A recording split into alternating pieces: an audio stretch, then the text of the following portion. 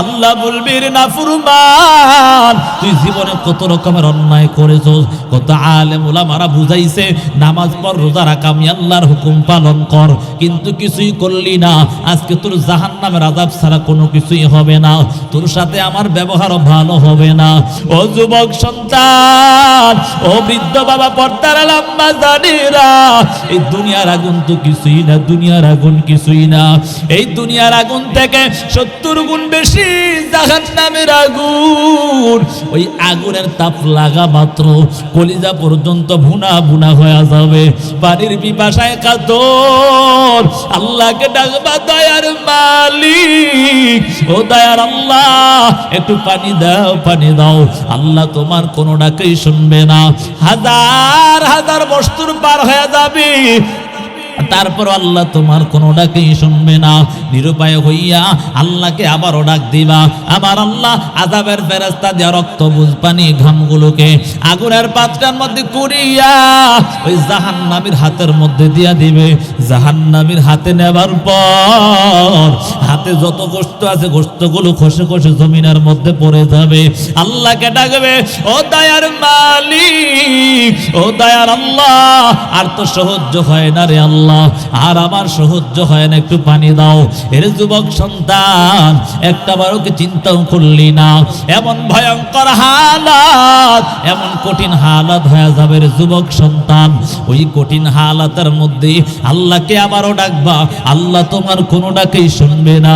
নিরুপায় হইয়া ওই রক্ত বুঝ পানি ঘামগুলো চেহারার সামনে নেওয়ার পর চেহারার মধ্যে যত গোশতগুলো খসে খসে জমিনের মধ্যে পড়ে যাবে। হাতের মধ্যে গোশত নাই, চেহারার মধ্যেও গোশত নাই, কেমন যেন কঙ্কালের মতো হয়ে যাইবা।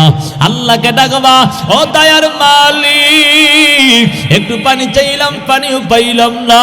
আল্লাহ বলবি রে নাফরমান, তুই জীবনে কত রকমের অন্যায় করেছস, কত আলেম ওলামারা বুঝাইছে নামাজ পড়, রোজা রাখ, আমি আল্লাহর হুকুম পালন কর, কিন্তু কিছুই করলি না। আজকে তোর জাহান্নামের আযাব ছাড়া কোনো কিছুই হবে না, তোর সাথে আমার ব্যবহারও ভালো হবে না। এরে যুবক সন্তান, আজকে তাকাইয়া দেখো 9 কোটি 30 লক্ষ মাইল দূরে হলো সূর্য। 12টা মুখ দ্বারা তাপ দেয় না, একটা মুখ উল্টো পিঠ দ্বারা তাপ দেয়। তারপরও চৈত্র মাসে সূর্যের তাপ আমরা সহ্য করতে পারি নাই। আমার রব্বে কারীম আল্লাহ ওই কঠিন হাসরের ময়দানে আল্লাহ তাআলা সূর্যটাকে আঘাত বাঁধা হাত ভরে নিয়ে আসবে। আল্লাহ রাব্বুল আলামিন বলবে, এর সূর্য, তোর 12টা মুখ দ্বারা তাপ দেওয়া আরম্ভ করে দাও। গুনাহগার বেঈমান নাফরমান, ওই সূর্যের তাপে জমিটা তামা তামা হয়ে যাবে। গুনাহগার বেঈমান নাফরমানের মাথার মগজগুলো টাস টাস টাস টাস করে ফেটে যাবে। এমন ভয়ঙ্কর হালাত। এই জন্য যুবক সন্তান, এখনো সময় আছে, তওবা করে নাও। আর জীবনে অন্যায় করো না, আর জীবনে মা বাবার কষ্ট দিও না। কোরআনের পথ ছাড়িয়া শয়তানের পথ অবলম্বন করো না। এরে করো এক ওয়াক্ত নামাজ আর আমরা ছাড়বো না। ইচ্ছা করে যদি খাঁটি তওবার নিয়ত হয়, দুটো হাত আমার আল্লাহকে দেখায়া দাও। ও আল্লাহ কবুল করে নাও। ও দয়ার মালিক, আপনি আমাদের সকলকে জাহান্নামের আযাব থেকে হেফাজত করেন। ও আল্লাহ, প্রত্যেককে 5 ওয়াক্ত নামাজওয়ালা বানায়া দেন আল্লাহ। যালিকাল কিতাব লা রাইবা ফি, এটা ওই কিতাব যেই কিতাবের মধ্যে কোনো সন্দেহ নাই, সন্দেহের অবকাশও নাই। আরে বাবা, দুনিয়ার জমিনে তাকায় দেখবেন বড় বড় লেখক, কবি, সাহিত্যিক, গীতিকার বই লিখার আগে বা পরে বলে ভুল হলে ধরায়া দিবেন, কিন্তু আমার মালিক এই কথা কোনোদিন বলছেনি? হ্যাঁ, এই কোরআনের আগে বা পরে কেউ কোনোদিন পেয়েছেন যে ভুল হলে ধরায়া দিবেন? বড় বড় জ্ঞানীরা আমার মাওলার কোরআনের ভুল বেরতে গিয়ে মুসলমান হয়ে যাচ্ছে না না। এই কোরআনটা এমন একটা কিতাব জানো, যেই কিতাবের মধ্যে কোনো ভুল নাই, ভুল তো নাই, এবং সন্দেহ করা যাবে না, সন্দেহের অবকাশও করা যাবে না, ভুল আছে এমন ধারণা করা যাবে না। আরে বাবা, এই কিতাবটা কি বলে? এই কিতাবটা কি? হুদাল লিল মুত্তাকিন, যারা মুত্তাকি তাদের জন্য হলো পথ প্রদর্শক এই কিতাব। আরে বাবা, আল্লাহ সবাইকে কিতাবের পথ দেখায় না, কথা বলেন ঠিক? বলেন তো আপনাদের এলাকায় আর মানুষ আছে না নাই? হ্যাঁ আসেনি, কিন্তু সবাই আল্লাহ কবুল করছে। এখন বলবো হুজুর এ তোরা তো আজ কইরা শোনার সময় নাই, নামাজ পড়তে হবে, বুঝেন নাই কথা? আপনার কথা ঠিক আছে, তবে প্রত্যেকদিন তো আর ওয়াজিব না। হ্যাঁ, বছরে একদিন যদি আল্লাহর জন্য কোরবানি করতে না পারেন, সাইড স্টলে বয়ে দিয়ে হারা দিন সিগারেটটা টান দেয় আর ও উমুক তমুক কত কিছু, বুঝেন নাই কথা? আছে না? এজন্য আল্লাহ সবাইকে কবুল করে না ভালো কাজে, কথা বলেন। যালিকাল কিতাব, এটা ওই কিতাব জানো যেই কিতাবের মধ্যে কোনো সন্দেহ নাই, সন্দেহের কোনো অবকাশ নাই রে বাবা। এরে যুবক সন্তান, আজকে তাকাইয়া দেখো কোরআনটার পথ আমরা ছেড়ে দিলাম, কোরআনের পথ ছাড়িয়া আজকে যুবক সন্তান অন্য পথ অবলম্বন করলেন, শয়তানের পদাঙ্ক অনুসরণ করলেন। আজকে যদি যুবক সন্তান ও বৃদ্ধ বাবা পর্দার আম্মা জানের আজকে যদি কোরআনের পথ অবলম্বন করতা, তাহলে কখনো যুবক সন্তান অন্যায় কাজে লিপ্ত হতে পারে না। এই কোরআনের পথ যদি কেউ অবলম্বন করে, অন্যায় পথ অবলম্বন করতে পারবে না। হে যুবক সন্তান, আজকে কেমন করে অন্যায় কাজে তুমি লিপ্ত একটাবারও চিন্তা করলা না? বলে আমার রব একজন আছে, সে আল্লাহ কিন্তু দেখতেছে, কথা বলেন ঠিক নেই? ও যুবক সন্তান, ও বৃদ্ধ বাবা পর্দার আম্মা জানেরা, আজকে অন্যায় কাজে লিপ্ত একটাবারও কি তোমার মনের মধ্যে চিন্তাটাও হলো না?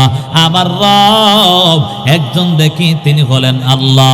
ও যুবক সন্তান, আজকে তোমার মা দেখবে, তোমার বাবা দেখবে, এই জন্য তুমি ঘরের দরওয়াজা আটকায়া দিলা।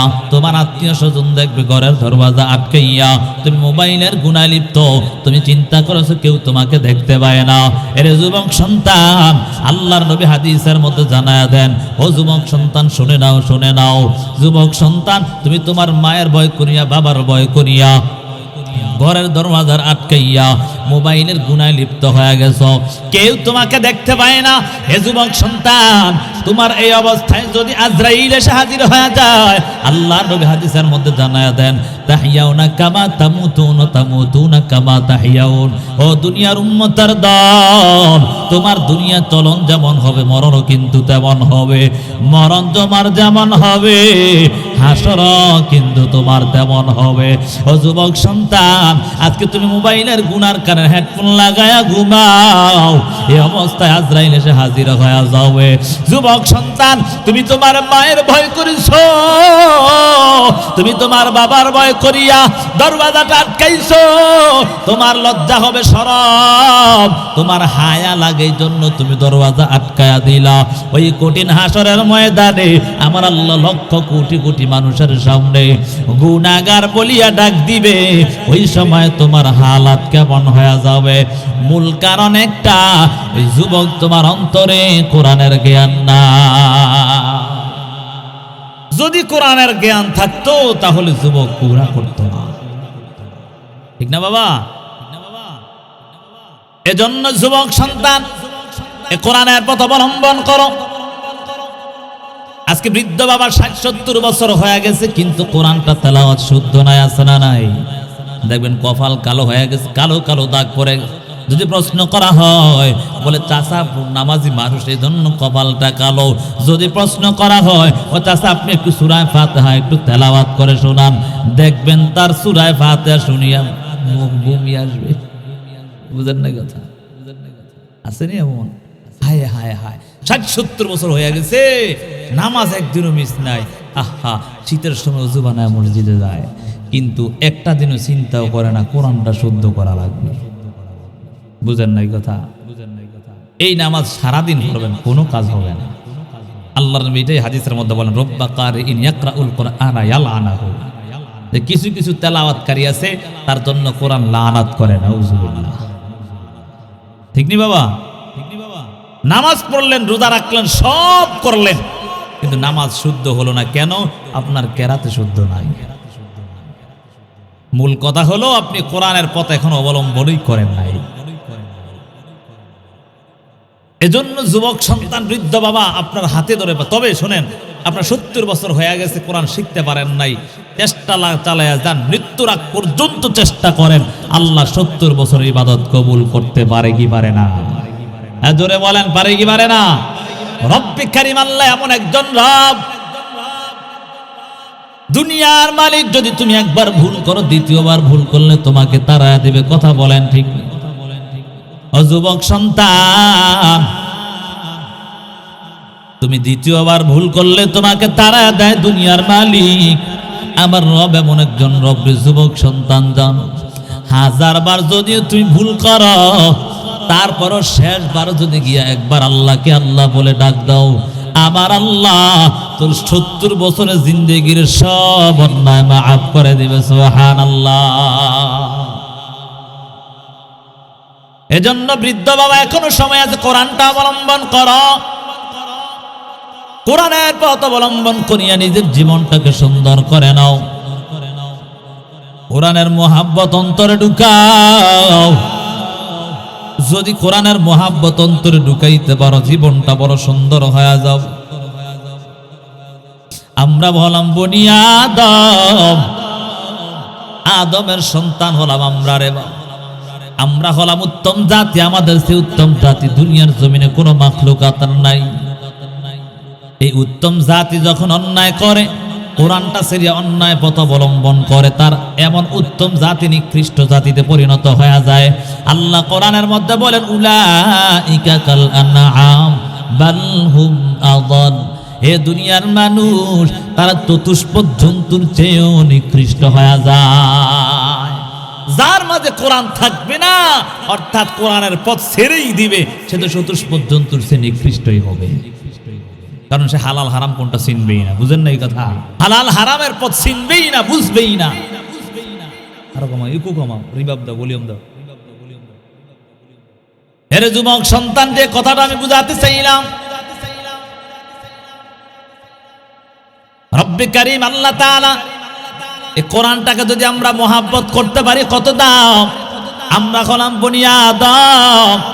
বনি আদমের কাজ হলো রে বাবা, যেহেতু উত্তম জাতি, তারা উত্তম কাজ করবে। হেরে বাবা, যদি কোরআনটার মোহাব্বত করতে পারো, তাহলে আমার আল্লাহ তোমার দাম অনেক বাড়ায়া দিবে। হেরে বাবা, একটা উদাহরণ দিলে বুঝতে পারবেন। বলে কেমন উদাহরণ? আপনাদের এলাকার মধ্যে শেখেরচর বাজারের মধ্যে কাপড় বিক্রি করে কি করে না? করে। কাপড় ধরেন 70-80 টাকা গজের কাপড় আছে না নাই? হ্যাঁ, 70-80 টাকা গজের কাপড় ক্রয় করিয়া কোরআনের জন্য গিলাফ হিসাবে ব্যবহার করছো। গিলাফটা যদি পায়ের মধ্যে লেগে যায়, সম্মান করে। কথা বলেন ঠিক? বলে কেন কেন? এই কাপড়টার দাম মাত্র 70 থেকে 80 টাকা, অথচ সেই কাপড়টা পায়ে কিংবা নিচে পরার কারণে উত্তম জাতি মানুষ পর্যন্ত তাকে সম্মান করে। বলে কেন? বলে তার জীবন নাই, তারপরে এত সম্মান কেন? বলে এই কাপড়টা আমার রবের কোরআনের সাথে সম্পর্ক থাকার কারণে। এই কাপড়টা ধরবস্তু হওয়ার পরেও তারপরে কোরআনটা সম্পর্ক থাকার কারণে আমার আল্লাহ ধরবস্তুটার দামও বাড়ায় দিছে। ও দুনিয়ার মানুষ, ও যুবক সন্তান, ও বৃদ্ধ বাবা, পর্দার আম্মা জানেরা, আমরা হলাম বনি আদম, আমরা হলাম শ্রেষ্ঠ জাতি, মানুষ জাতি। আমাদের দাম তো এমনি বেশি। কথা বলেন ঠিক নি? আবার আল্লাহ তাআলা আমাদের দামটা এমনি বাড়ায় দিল। যদি বাবা আমরা এই কোরআনের সাথে সম্পর্কটা করতে পারি, আমার আল্লাহ আমাদের দাম আরো বাড়ায়া দিবে। রে বাবা, জানো ওই কোরআনওয়ালাদের কত দাম, কত দাম। যারা কোরআনওয়ালা হয়, যারা কোরআনের হাফেজ, তাদের দামটা কত রে বাবা। ওই কঠিন হাসরের ময়দানে আমার রব্বে কারীম আল্লাহ ওই কোরআনওয়ালাদেরকে ডাক দিয়া বলবে, এর কোরআনের হাফেজ, ইয়াকালু লিসাহিবিল কোরআন ইকরা ওয়ারতাকি ওয়ারাত্তিল কামা কুনতা তুরাত্তিলু ফিদ দুনিয়া ফাইন্না মানজিলাকা ইনদা আখিরি আয়াতিন তাকরাউহা। ওরে যুবক সন্তান, যারা কোরআনের হাফেজ, তাদেরকে ডাক দিয়া বলবে, এরে কোরআনের হাফেজ, ও কোরআনওয়ালা, তুই দুনিয়ার জমিনে যেমন তার তিল সহকারে কোরআনের তেলাওয়াত করেছো, এই কঠিন হাসরের ময়দানে ৬৬৬৬ আয়াত মতান্তরে তেলাওয়াত করবি। এক এক আয়াত তেলাওয়াত করবি আর এক এক সিঁড়ি করে উপরে উঠতে থাকবি। সুবহানাল্লাহ। কোরআনের হাফেজরা এক এক আয়াত তেলাওয়াত করবে আর এক এক তালা করে উপরে উঠতে থাকবে। ৬৬৬৬ আয়াত মতান্তরে তেলাওয়াত করবে আর ৬৬৬৬ তালা উপরে চলে যাবে। ওরে যুবক সন্তান ও বৃদ্ধ বাবা, একটা বারো কি চিন্তাও করলা না ওই কোরআনওয়ালাদের কত দাম? আরেকটা উদাহরণ দিলে বুঝতে পারবেন রে বাবা। বড় বড় মসজিদের খতিব এমন কোন কোটিপতির সন্তান এমনও আছে নাই? কথা নাই, কোটিপতির সন্তান না, কিন্তু গরিব ঘরের সন্তান। বড় মসজিদের ইমাম সাহেব খতিব সাহেব আছে না নাই? হ্যাঁ, কিন্তু ওই মসজিদে গিয়া আপনাদের এমপি সাহেব বলছেন হুজুর আপনি পিছনে দাঁড়ান আমি ইমামতি করি। হ্যাঁ, কিন্তু না না, কোন এমপি সাহেব এই কথা বলার সাহস নাই। কেন বলে? কেন? আমার ওই ইমামের সিনার মধ্যে আমার মাওলার কোরআন ফিট করা। এজন্য যুবক সন্তান কোরআনের পথটা অবলম্বন করে নাও, কোরআনের মহাব্বত অন্তরে ঢুকায় নাও। যদি কোরআনের মহাব্বত অন্তরে ঢুকাইতে পারো তাহলে তোমার দুনিয়া তো দামি হয়ে যাইবা, আখিরাত তো দামি হয়ে যাইবা। হে যুবক সন্তান, কোরআনের মহাব্বত অন্তরে ঢুকাও। বৃদ্ধ বাবা, যদি কোরআনটা নিজে পড়তে না পারো চেষ্টা চালায়া যাও, সন্তানদেরকে কোরআনওয়ালা বানাও। সন্তানদেরকেও পারো না, তোমার নাতিপুতি আত্মীয় স্বজনদেরকে কোরআনের আলেম বানায় দাও। যদি তাদেরকেও না পারো কোরআনওয়ালাদের সাথে সম্পর্ক লাগায় দাও। কত দাম, কত দাম! ও যুবক সন্তান, একটা ঘটনা উল্লেখ করলে বুঝতে পারবা। তাফসীর কুরতুবীর মধ্যে ঘটনাটা উল্লেখ করেছেন ইমাম গাজ্জালী রহমাতুল্লাহি আলাইহি। জামানার বড় ইমাম, ইমাম গাজ্জালী ঘুমন্ত। হঠাৎ একদিন ঘুমের ঘরে কে যেন স্বপ্নে দেখায়, আরে ইমাম গাজ্জালী ঘুম থেকে উঠো। আর ঘুমের সময় নাই, ঘুম থেকে তাড়াতাড়ি জাগ্রত হয়ে যাও, তাড়াতাড়ি যাও মিশরের জমিনে রহমতপুর এলাকায় আমার আল্লাহর একজন খাঁটি আশিক দুনিয়া থেকে বিদায় নিয়ে চলে গেল। আল্লাহর বান্দা ইমাম গাজ্জালী ঘুম থেকে জাগ্রত হলেন। জাগ্রত হইয়া হঠাৎ চিন্তার মধ্যে পড়ে গেলেন। কত মানুষ কত রকমের স্বপ্নে দেখতে পায়, মা বাবাকে স্বপ্নে দেখতে পায়, ভাই বোনকে স্বপ্নে দেখতে পায়। আমি এমন কি একটা স্বপ্ন দেখলাম। কিছুক্ষণ এমন চিন্তা করার পর আবার ইমাম গাজ্জালী ঘুমায়া গেলেন। আবার কে যেন ডাক দেয়, এর ইমাম গাজ্জালী ঘুম থেকে উঠো, আর ঘুমাইস না, তাড়াতাড়ি যাও ওই মিশরের জমিনে রহমতপুর এলাকার মধ্যে আমার আল্লাহর একজন খাঁটি গোলাম দুনিয়া থেকে বিদায় নিয়ে চলে গেল। আল্লাহর গোলাম ইমাম গাজ্জালী তাড়াতাড়ি ঘুম থেকে জাগ্রত হইয়া ওযু বানাইয়া ফজরের নামাজ আদায় করিয়া ওই মিশরের জমিনে রহমতপুর এলাকার দিকে দৌড়ায়। এলাকার দিকে দৌড়ানোর পর পাহাড়ি অঞ্চলে এমন কোন মানুষ দেখা যায় না, অল্প কিছু সংখ্যক মানুষের বসবাস। ইমাম গাজ্জালী পাহাড়ের চূড়ার মধ্যে উঠিয়া চতুর্দিকে তাকায় দেখে কোথাও মানুষ দেখা যায় না। হঠাৎ করে নিচের দিকে তাকায় দেখে কেমন যেন কিছু সংখ্যক লোক কৃষি কাজ করে জমিনের মধ্যে। ইমাম গাজ্জালী দৌড়ায় হাজির, ডাক দিয়া বলে, রে চাচাদের দল, বলো এই এলাকার মধ্যে কোন মানুষ দুনিয়া থেকে বিদায় নিয়েছে কিনা একটু জানতে চাই। এ কথা বলার পর আল্লাহর বান্দা যখন তাদেরকে প্রশ্ন করলেন, আল্লাহ গোলামরা বলে, ও হুজুর আমরা জানি নাই, আমরা বলতে পারবো না, জানিও না। হঠাৎ করে একজন আল্লাহর গোলাম ডাক দিয়া বলে, ও ইমাম সাহেব, এই যে পাহাড়টা দেখা যায়, পাহাড়ের অপর সাইডে গিয়া তাকায় দেখেন একটা কুড়ে ঘর আছে, ওখানে গিয়া প্রশ্ন করতে পারেন। ইমাম গাজ্জালী দৌড়ে সেখানে হাজির হয়ে গেলেন। দৌড়ে সেখানে হাজির হইয়া তাকাইয়া দেখে কুড়ে ঘরের দরওয়াজার সামনে একজন যুবক বসে বসে কান্না করে কান্নার এমন দেখিয়া ইমাম গাজ্জালীও কান্না সহ্য করতে পারে নাই। ইমাম গাজ্জালী ডাক দিয়া বলে, এর যুবক সন্তান বল, কি এমন কারণে তুমি কান্না করো, তার কারণটা কি একটু জানতে চাই। এবার যুবক সন্তান কান্না জড়িত কণ্ঠে ডাক দিয়া বলে, ও হুজুর, আমার বাবা দুনিয়া থেকে বিদায় নিয়েছে জন্য আমি কান্না করি নাই।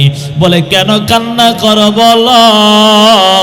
বলে আমার বাবা গতকাল সন্ধ্যার সময় দুনিয়া থেকে বিদায় নিয়েছে। আমার বাবাকে কাফন দাফন করার মতো কোন লোক ইমাম সাহেব আমি পাই না।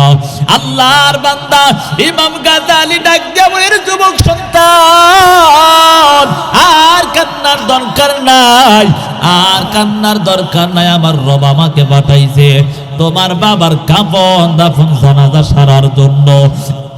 ইমাম সাহেব ডাক দেয়া বলে, সন্তান আসো, এখন তাড়াতাড়ি গরম পানির ব্যবস্থা করে নাও। আল্লাহর বান্দা যুবক সন্তান তাড়াতাড়ি গরম পানির ব্যবস্থা করিয়া আল্লাহর বান্দা সাথে সাথে যখন গোসল করালেন, ইমাম সাহেব সহ মিলিয়া কাফন পরাইয়া জানাজা পড়াবেন। জানাজার মাটি নিয়া হাজির, অল্প সংখ্যক মানুষ নিয়া জানাজার নামাজ আদায় করিয়া আল্লাহর বান্দা এবং সন্তান আরো কয়েকজন মানুষ মিলিয়া ক্লাস কাঁধে নিয়ে নিয়ে কবরস্থ করার জন্য কবরের দিকে রওনা। হঠাৎ করে ইমাম গাজ্জালী কেমন যেন আমার মাওলার বড় কুদরত দেখতে পায়। ইমাম গাজ্জালী চিন্তিত, আমি কার জানাজার ইমামতি করলাম, কার জানাজা পড়ালাম, কাকে কাফন পড়ালাম, কার গোসল করালাম। ইমাম গাজ্জালী আশ্চর্য হইয়া লাশটাকে কাঁধে নিয়ে নিয়ে কবরের পাশে দাঁড়ালেন। যত কবরের দিকে যায় ততই আমার মাওলার বড় কুদরত, আমার মালিকের বড় কুদরত। এই কুদরত দেখে আর সহ্য করতে পারে নাই। ইমাম গাজ্জালী ডাক দিয়া বলে, সন্তান বলো তোমার বাবা কোনো আলেম নাকি কোনো আমল করতে, একটু জানতে চাই। যুবক সন্তান বলে, হুজুর আমার বাবা এমন কোনো আলেম না, আমার বাবা কোনো আমলদার লোক না। বলে না না, বলো তোমার বাবা কি এমন আমল করতে, একটু জানতে চাই। আল্লাহর গোলাম যুবক সন্তান ডাক দিয়া বলে, ইমাম সাহেব একটা কামার ছিল, কামারের কাজ করত, লোহা পিটাই। আপনার দিকে কি কাজ? কামারের কাজ কি লোহার কাজ না? আগুনে দেয় লোহা, ঠিক না? যুবক সন্তান বলে, ও ইমাম সাহেব আমার বাবা এমন কোন আমলদার লোক না, শুধু কামারের কাজ করত।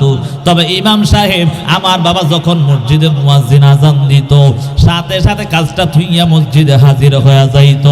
যুবক সন্তানের এমন কথা শোনার পর ইমাম গাজ্জালী ডাক দিয়া বলে, সন্তান জীবনে অনেক ইমামতি করলাম, অনেকের জানাজা পড়ালাম, অনেক মানুষের কাফন পরালাম, দাফন করলাম, কিন্তু এমন আমার মাওলার কুদরত আমি দেখতে পাই না। বলে না না, তোমার বাবার অন্য কোন নেক আমল ছিল। বলে এমন কি আমল, একটু আমাকে জানায় দাও। যুবক সন্তান বলে, ওই ইমাম সাহেব আমি এমন কোন আমলের ব্যাপারে আমি আর জানি না, তবে আপনি আমার মাকে প্রশ্ন করতে পারেন। ইমাম গাজ্জালী পর্দার আড়ালে দাঁড়াইয়া আল্লাহর বান্দিকে বলে, এরে বোন বল তোমার স্বামী এমন কোন আমল করতে, একটু জানতে চাই। আল্লাহর বান্দি বলে, ইমাম সাহেব আমার স্বামী এমন কোন আমলদার লোক না যে আমার স্বামী আমল করবে, কারণ আমার স্বামী একজন কামার, কামারের কাজ করত। কিন্তু যখন মুয়াজ্জিন আযান দিত, আযান দেওয়ার সাথে সাথে মসজিদে হাজির হইত। ও ইমাম সাহেব আমার স্বামীর অন্য কোন আমল আমি দেখতে পাই না। ইমাম গাজ্জালী বলে, এরে মুন্না না, আমি কত মানুষের জানাজা পড়ালাম, আমি কত মানুষের ইমামতি করলাম, কিন্তু এমন মাওলার কুদরত দেখতে পাই না। বলে এমন কি কুদরত? আল্লাহর বান্দা ইমাম গাজ্জালী বলে, এ বোন আগে বলো তোমার স্বামী এমন কোন আমল করত। এই কথা বলার পর এবার আল্লাহর বান্দে হঠাৎ করে ডাক দিয়া বলে, ওই ইমাম সাহেব আমার স্বামী এমন কোন ধনী লোক না, দিন এনে দিন খাইতাম আমরা, কোন রকম আমাদের সংসারটা চলতো। হঠাৎ করে একদিন আমার স্বামী আসি আমার সাথে পরামর্শ করলো, ওরে আদরের স্ত্রী আমার, আমার এমন কোন টাকা পয়সাও নাই যে আমি তোমাকে ভালো খাওয়াবো, ভালো পড়াবো, এমন কোন টাকা পয়সার মালিক আমি না যে আমি তোমাকে সুন্দরভাবে অনেক টাকা পয়সা দিয়া সুন্দর চালাবো। ও আদরের স্ত্রী শোনো, আমি তোমাকে যতটুকু সাধ্য তা দিয়া চেষ্টা করি, তবে তোমার কাছে একটা পরামর্শ করি, তুমি কি আমাকে সেই পরামর্শের জন্য উৎসাহিত করবা কিনা কাজের জন্য? বলে কি এমন কাজ বলো? বলে ওই স্ত্রী আমার, আমি যখন জুমার নামাজ আদায় করেছি, ওই জুমার নামাজ আদায় করার পর ইমাম সাহেব বয়ানের মধ্যে বলছে আমার মাওলা যেমন দামি, আমার মাওলার কিতাবটাও তেমন দামি। যারা আমার মাওলার কিতাবের সাথে সম্পর্ক রাখবে, আমার মালিক নাকি তাদেরও দামি বানায় দিবে। ওরে আদরের স্ত্রী, আমার এমন কোনো টাকা নাই, পয়সা নাই, আমি তোমার বড় খেদমত করব। যদি তুমি বলো যেই ধন সম্পদ গুলো আমার আছে, যেই টাকা আছে, ওই টাকার থেকে আরো কিছু টাকা আমি সঞ্চয় করে তারপর আমি আমার মাওলার কিতাব হাদিয়া আনবো। স্ত্রী বলে স্বামী আমার কোনো বাধা নাই, আপনার যা ইচ্ছা তাই করেন। আল্লাহর বান্দি ইমাম গাজালিকে সুন্দরভাবে ঘটনাটা খুলে বললেন। আল্লাহর বান্দি এবার ডাক দিয়া বলো, ও ইমাম সাহেব, আমার স্বামী কিন্তু কামার, আমার মাওলার সে কিতাবটা পড়তেও পারে না, কিছুই জানে না। ও ইমাম সাহেব, কয়েকদিন লাগাতার আমার স্বামী দিনেও কাজ করে রাত্রেও কাজ করিয়া টাকা পয়সা জমাইয়া আমার মাওলার কিতাব নিয়া ঘরে হাজির। ওই যে তাকায় দেখেন একটা তাক দেখা যায়, ওই তাকের মধ্যে আমার মাওলার কিতাবটা দেখা যায়। ওই ইমাম সাহেব শোনা, আমার স্বামী কোরআন পড়তে পারে নাই, কিন্তু সারাটা দিন কাজ করিয়া রাত্রে সারা নামাজ আদায় করিয়া আমার স্বামী ঘরের মধ্যে আসিয়া আবার নতুন করে ওযু বানাইয়া ওই যে আমার মাওলার কিতাব দেখা যায়, ওই কিতাবটা নামায়া আমার স্বামী হাতটা বুলায় আর কান্না করে, হাদা কালাম রব্বি, হাদা কালাম রব্বি, এটা আমার মাওলার কালাম।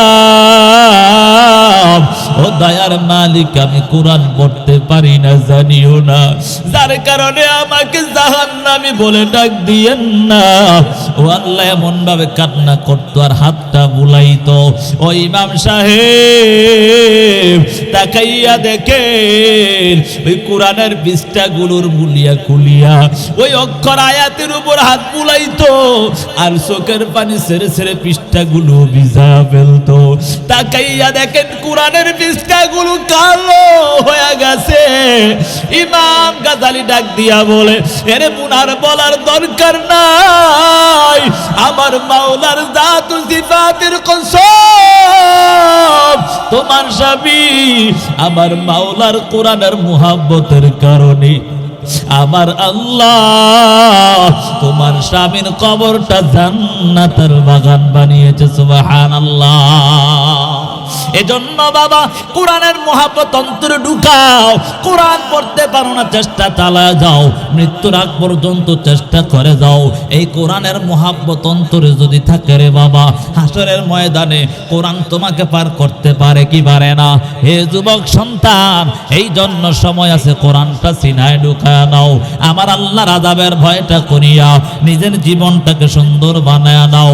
আর জীবনে অন্যায় করিস না রে যুবক সন্তান, আর জীবনে অন্যায় করিয়া মায়ার নবীকে কাঁদাইস না।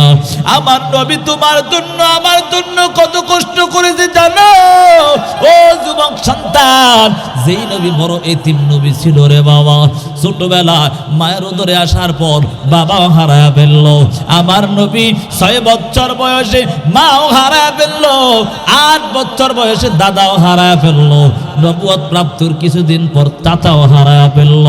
ও যুবক সন্তান, সেই নবী কিন্তু কোরআনের জন্য বহু কষ্ট করে গেছেন। ওই মক্কার জমিনে ওই বেঈমান নবীকে থাকতে দেয় না জানো ও যুবক সন্তান? আমার মায়ার নবী যখন হিজরত করে চলে যায় বাইতুল্লাহর দিকে, ফিরে ফিরে তাকায় আর কান্না করে, এরে বাইতুল্লাহ, আমি তোমাকে ছাড়তে চাই না, কিন্তু বেঈমানরা আমাকে থাকতে দেয় না।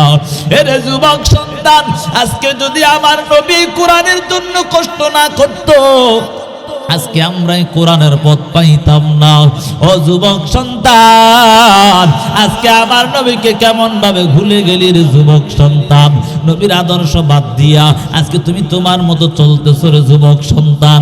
যেই নবী আমার মক্কার জমিনে কালেমার দাওয়াত গ্রহণ করে না, আমার মায়ার নবী তায়েফের জমিনে দৌড়ায়, তায়েফের জমিনে দৌড়ায়।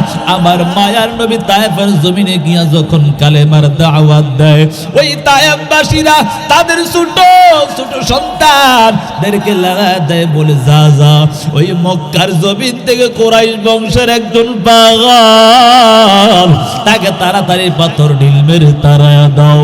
এর যুবক সন্তান, আমার মায়ার নবী ওই নির্যাতন সহ্য করেছে। ও যুবক সন্তান, একটু দিলের কান লাগা শোনা, তোমার কলিজায় কি আমার নবীর মুহাব্বত নাই? যেই নবী তোমার জন্য আমার জন্য এত কষ্ট করেছিল যুবক সন্তান, আজকে আমার নবীর মুহাব্বত বাদ দিয়া আজকে তুমি কেমন ভাবে বেঈমানদের মুহাব্বত অন্তরে নিয়েছো? এত নিষ্ঠুর কিভাবে হইলা? আমার মায়ার নবীর মুহাব্বত ছাড়িয়া তুমি তোমার মুহাব্বত আর বেঈমানদের মুহাব্বত অন্তরে জায়গা করে দিলা। অথচ আমার নবী তোমার জন্য আমার জন্য কতই না কষ্ট করলো। ওই তায়েফবাসীরা আমার নবীর উপর এত আঘাত, আমার নবী রক্ত রঞ্জিত হইয়া একে একে তিনবার জমিনের মধ্যে লুটে বললেন। আল্লাহ তাআলা সহ্য করতে পারেন নাই।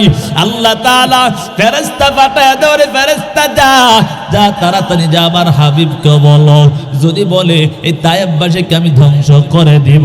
ফেরেশতা আসিয়া বলে, ও পয়গম্বর, বেঈমানরা আপনার উপর এত নির্যাতন করেছে, আপনি যদি বলেন আমার আল্লাহ তাআলা তায়েফবাসীকে ধ্বংস করে দিবে।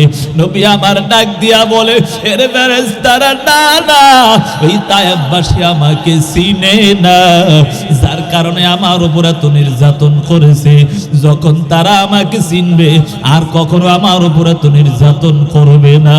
এরে যুবক সন্তান, আমার মায়ার নবী কোরআনের জন্য, আমার মায়ার নবী দিনের জন্য বহু আঘাত সহ্য করেছে। ওই নেইমার মেসি তোমার জন্য কিছুই করতে পারে না। তাকাইয়া দেখ, তারা জাহান্নামে, তোমাকেও জাহান্নামে নিয়ে যাবে। মায়ার নবী হাদিসের মধ্যে বলেন, আল মারউ মা মান আহাব্বা, যার সাথে যার মুহাব্বত আসলে কিন্তু তার সাথে হবে। ও যুবক সন্তান, আজকে তোমার জন্য কিছুই করে না জানো, তারপরে তার মুহাব্বত অন্তরে নিয়েছো, অথচ তোমার জন্য আমার জন্য আমার মায়ার নবী এখনো মদিনায় শুয়ে কান্না করে। ওগো নবীর উম্মতেরা হইয়া জিদি সে হারা, ওগো নবীর উম্মতেরা হইয়া জিদি সে হারা, কোরআন হাদিসের চলো যখন যাহা চাই মনে, নবী বিনে কে তারাবে ফুলসিরাত মিজানে, নবী বিনে কে তারাবে ফুলসিরাত মিজানে। চলো চলো চলো মুমিন, চলো নবীর সন্ধানে, নবী বিনে কে তারাবে ফুলসিরাত মিজানে, নবী বিনে কে তারাবে ফুলসিরাত মিজানে। নবী আমার জীবন ভরে দিনের লাগি কষ্ট করে, নবী আমার জীবন ভরে দিনের লাগি কষ্ট করে, দান দান শহীদ করিলেন উহুদের ময়দানে, নবী বিনে কে তারাবে ফুলসিরাত মিজানে, নবী বিনে কে তারাবে ফুলসিরাত মিজানে। চলো চলো চলো মুমিন, চলো নবীর সন্ধানে, নবী বিনে কে তারাবে ফুলসিরাত মিজানে। এমন এতিম নবী আমার পিতা মাতা নাই যে তাহার, এমন এতিম নবী আমার, পিতা মাতা নাই যে তাহার, তারপরেও কত মারা মারলো তাকে দুশ্মনে, তারপরেও কত মারা মারলো তাকে দুশ্মনে। নবী বিনে কে তারাবে ফুলসিরাত মিজানে, নবী বিনে কে তারাবে ফুলসিরাত মিজানে। চলো চলো চলো মুমিন চলো নবীর সন্ধানে, নবী বিনে কে তারাবে ফুলসিরাত মিজানে, নবী বিনে কে তারাবে ফুলসিরাত মিজানে। উম্মতের কান্ডারি নবী কান্দেন উম্মতের লাগি, উম্মতের কান্ডারি নবী কান্দেন উম্মতের লাগি। এখনো কান্দেন নবীজি শুয়ে মদিনার পানে, এখনো কান্দেন নবীজি শুয়ে মদিনার পানে। নবী বিনে কে তারাবে ফুলসিরাত মিজানে, নবী বিনে কে তারাবে ফুলসিরাত মিজানে। নবীর ছাড়া কেউ জান্নাতে যেতে পারবে নি, যত নবী আছে তারাও কেউ আমার নবীর আগে জান্নাতে যেতে পারবে? এ যুবক সন্তান, আজকে সেই নবী তোমার জন্য আমার জন্য আজকে কোরআনের জন্য কত রকমের কষ্টই না করে গেল, অথচ আজকে যুবক সন্তান আমার নবীকে ভুলে গেল, আমার নবীর আদর্শটা ভুলে গেল, কোরআনটা ভুলে গেল, নিজের মতো নিজের জীবনটাকে পরিচালনা করলা। হে যুবক সন্তান, আর জীবনে অন্যায় করিস না, কোরআনের পথটা অবলম্বন করো, কোরআনের মুহাব্বত অন্তরে ঢুকা নাও। একটু তাকাইয়া দেখো, ওই মাদ্রাসার মধ্যে কোরআনের পাখিরা পড়ালেখা করে, তাদের মুহাব্বত অন্তরে ঢুকাও, মাদ্রাসার মুহাব্বত অন্তরে ঢুকা নাও, তোমার জীবনটা বড় সুন্দর হয়ে যাবে। ও যুবক সন্তান, আজকে তোমার মধ্যে কোরআনের ইলম না থাকার কারণে আজকে তুমি জাহান্নামে জ্বলতে হবে রে বাবা। কারণ কোরআনের ইলম না থাকার কারণে, কোরআনের মুহাব্বত না থাকার কারণে গুনার কাজে লিপ্ত। ও যুবক সন্তান, এই গুনাহ নিয়ে কবরে গেলে জাহান্নাম ছাড়া উপায় নাই। মায়ার নবী হাদিসের মধ্যে বলেন, ক্বালান নবী সাল্লাল্লাহু আলাইহি ওয়া আলিহি ওয়া সাল্লাম, আল কবরু রাউযাতুম মির রিয়াজিল জান্নাহ আও হুফরাতুম মিন হুফারিন নার। মায়ার নবী হাদিসের মধ্যে জানায়া দেন, ও দুনিয়ার উম্মতের দল, তোমরা শুনে নাও, যদি দুনিয়ার জমিনে থাকিয়া আমার মালিকের নাফরমানি করিয়া কোরআন হাদিস ছেড়ে দিয়া জীবনটা নিজের মতো শয়তানের দোকায় পালাইয়া নিজের জীবনটা পরিচালনা করো, ওই কবরটা তোমার জন্য জাহান্নামের গর্ত। এমন ভয়ঙ্কর হালত হয়ে যাবে যুবক সন্তান, ওই কবরের মধ্যে 70 থেকে 99টা সাপ নিযুক্ত করে দেওয়া হবে। ওই কবরে রাখার পর যখন মুনকার নাকির প্রশ্ন করবে, রবের পরিচয় দাও, ধর্মের পরিচয় দাও, নবীর পরিচয় দাও, ওই সময় যদি গুনাহগার হইয়া নাফরমান হইয়া কোরআন না নিয়া কবরে যাও, শুধু বলবা হা হা লা আদিরি, আমি কিছুই জানি না, হায় আমি কিছুই জানি না। আল্লাহর আযাবের ফেরেশতারা ডাক দিয়া বলবে, এর মিথ্যাবাদীকে জাহান্নামের পোশাক পরায়া দাও, জাহান্নামের বিচার বিছায়া দাও, তার সাথে আমাদের ব্যবহার আর ভালো হবে না। ওই কবরের মধ্যে এমন বিষাক্ত সাপ নিযুক্ত করা হবে, ওই কবরের সাপগুলো যদি একবার দংশন করে 70 গজ নিচে চলে যাইবা। হাদিসের মধ্যে আসছে রে বাবা, ওই সাপ যদি দুনিয়ার জমিনে একটা বার শ্বাস ফালাইতো, কিয়ামত পর্যন্ত কখনো গাছপালা তরুলতা কিছুই জন্মাইতো না। ও যুবক সন্তান, এজন্য সময় আছে, তওবা করে নাও, আল্লাহর আযাবের ভয় করিয়া নিজের জীবনটাকে সুন্দর বানায় নাও। আর জীবনে অন্যায় করিস না, আর জীবনে মা বাবাকে কষ্ট দিস না। যুবক সন্তান, জীবনে অন্যায় করে করে কোরআনটা ছেড়ে দিয়া জীবনটাকে নিজের মতো পরিচালনা করেছো। মায়ার নবীর মুহাব্বত অন্তরে ঢুকাইয়া নিজের জীবনটাকে সুন্দর করে নাও, কোরআনের মুহাব্বত অন্তরে ঢুকাইয়া নিজের জীবনটাকে সুন্দর করে নাও। তাহলে তুমি যদি দুনিয়া থেকে বিদায় নাও, কবরটা তোমার জন্য জান্নাতের বাগান হয়ে যাবে। এরে যুবক সন্তান, একটু কি চিন্তাও করো না রে যুবক সন্তান? এই দুনিয়ার আগুন থেকে 70 গুণ বেশি জাহান্নামের আগুন। একটাবারও কি চিন্তা করো নাই? এই দুনিয়ার আগুন আমরা সহ্য করতে পারি নাই। ওই যে কয়েক মাস আগে ঢাকার উত্তরাতে মাইনস্ট্রি স্কুলের মধ্যে আগুন লাগিয়া কত ছোট ছোট সন্তান আগুনের মধ্যে জ্বলে পড়ে ছারখার হয়ে গেল, কত টিচাররা জ্বলে পড়ে ছারখার হয়ে গেল, মা সন্তানকে বের করতে গিয়া মাও জ্বলে পড়ে গেল।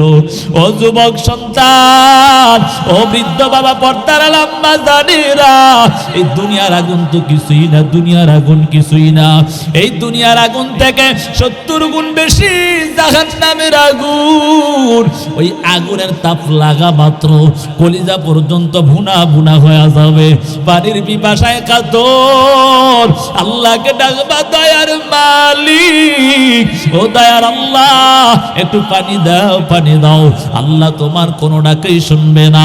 হাজার হাজার বস্তুর পার হয়ে যাবে, তারপর আল্লাহ তোমার কোনো ডাকেই শুনবে না।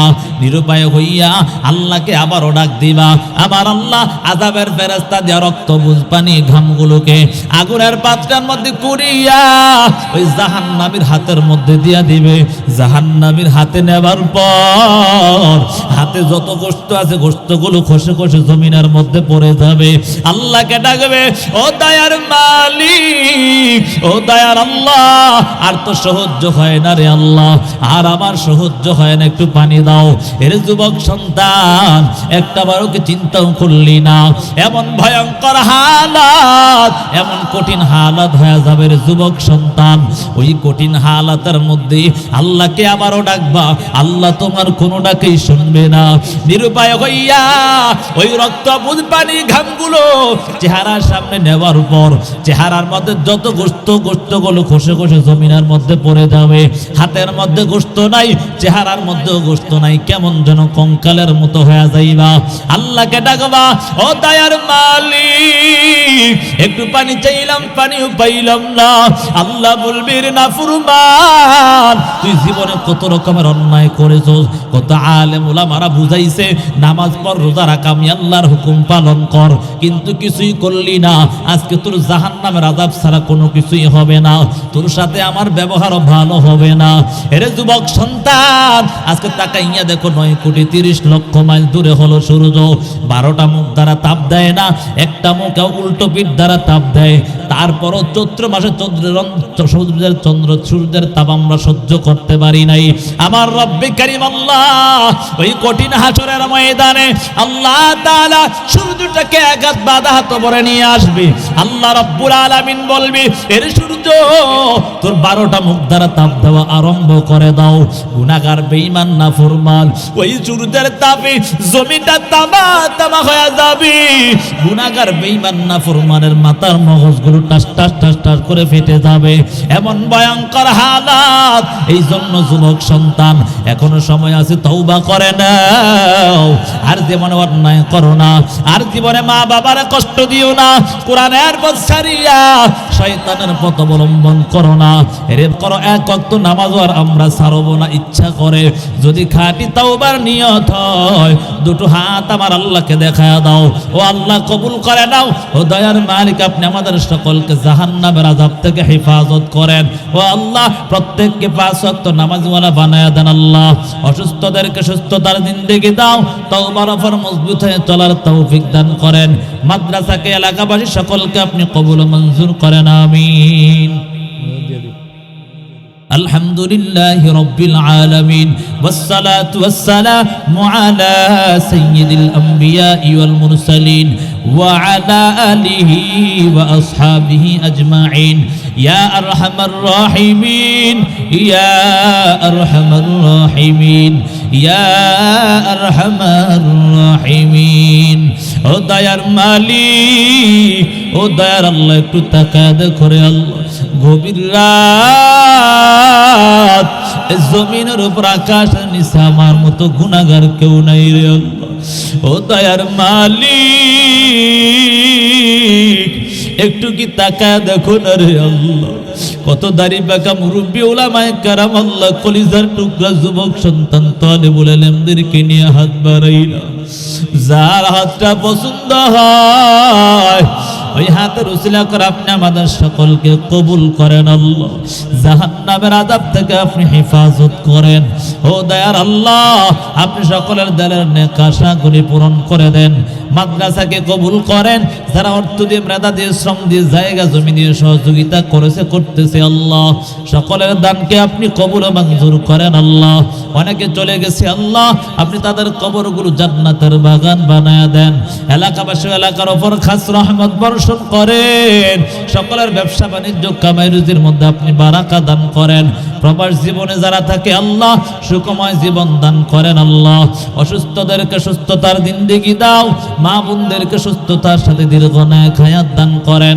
স্বামীর ভক্তওয়ালা খেদমতওয়ালা বানায়া দেন। ও আল্লাহ, গুনার প্রতি আপনি ঘৃণা জমায়া দেন। ও আল্লাহ, আমার গুনার কারণে কাউকে তাড়ায়া দিয়ে ধরে আল্লাহ। ও দয়ার মালিক, যেদিকে তাকাই সেদিকে দেখি গুনাহ আর গুনাহ, গুনাহ আর গুনাহ। আমার গুনার দিকে লক্ষ্য করলি জাহান্নাম ছাড়া উপায় নাই রে মালিক। ও দয়ার আল্লাহ, আপনি আমাদের সকলের জিন্দেগির সব অন্যায়গুলো মাফ করেন আল্লাহ। আদর করে বানায়া কেমনে আপনি জাহান্নামে দিবেন, একটু কি মায়া লাগবে না? জীবনে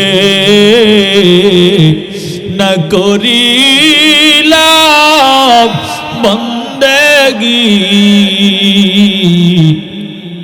গুনাহ করে কাটাইলাম জিন্দেগি, গুনাহ করে কাটাইলাম জিন্দেগি। তওবা করে আবার তওবা ভাঙিলাম,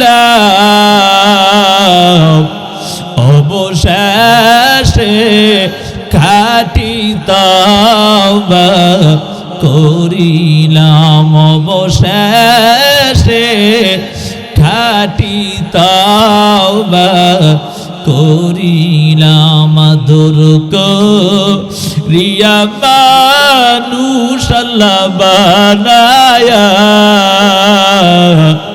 কেমনে দিবা জাহান্নামে ফেলিয়া, কেমনে দিবা জাহান্নামে পেলিয়া। তুমি যদি মাফ না করো বান্দারে, বলো দেখি বান্দা যাবে কার দারে, বলো দেখি বান্দা যাবে কার দারে। বান্দা যখন জাহান্নামে জ্বলিবে, বান্দা যখন জাহান্নামে জ্বলিবে, ও মাওলা কেমনে ছায়া দেখিবে, ও গো মাবুদ কেমনে ছায়া দেখিবে। রব্বানা ইয়া রব্বানা ইয়া রব্বানা, মাফ করে দাও জীবনের সব গুনাহ, মাফ করে দাও জীবনের সব গুনাহ। ও আল্লাহ আপনি আমাদের সকলকে মাফ করে দেন আল্লাহ। যারা অসুস্থ সুস্থতার জিন্দেগি দাও, মাদ্রাসার তালিবুল ইলম উস্তাদ-জাদে کرام সকলকে আপনি কবুল করেন আল্লাহ। ও আল্লাহ সকলের মেহনতকে আপনি কবুল করেন আল্লাহ। ও আল্লাহ কার অন্তরে জানি ধাউ ধাউ করে আগুন জ্বলে রে আল্লাহ, কার জানি মা নাই কার বাবা নাই রে আল্লাহ, এই ঘরে গিয়া অনেকে মা বাবা দেখবে না রে আল্লাহ। আমার মতো কপাল পুড়ে গেছে, কার জানি বাবা নাই। ও আল্লাহ ওই মা বাবার কবরগুলো আপনি জান্নাতের বাগান বানায় দেন আল্লাহ। কবরের সাথে মদিনাওয়ালা কবরের সাথে আপনি যোগাযোগ করে দেন আল্লাহ।